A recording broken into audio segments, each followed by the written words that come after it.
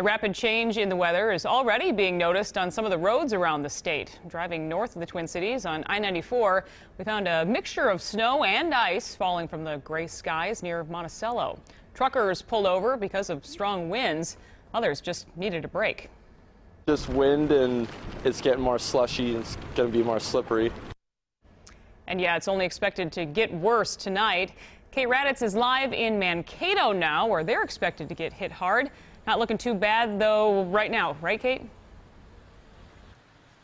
Yeah, right now, Liz, it's really just a lot of misting. It was raining a short time ago, but we certainly saw a variety of weather changes on our way down here for April. We had the pea-sized hail when we left the metro, and then freezing rain on our way down here, and those strong winds out on Highway 169. That's what everyone's been concerned about heading into this storm. So it may not look like a lot now, but 24 hours from now, it will be a very different story.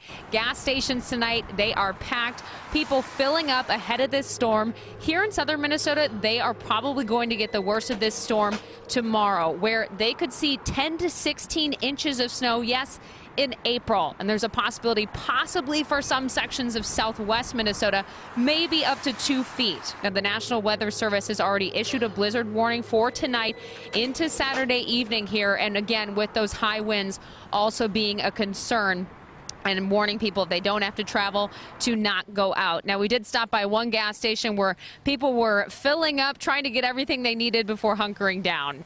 It's been insane in here. Lottery tickets, cigarettes, water, gas, milk, lots of pop. What's everyone talking about? The impending weather.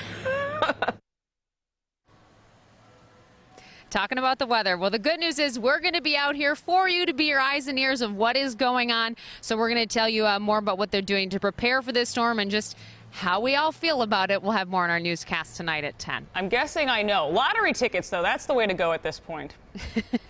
Like it. I should have bought one. Or maybe not. Our luck has run out by the looks of things. Thank you, Kate.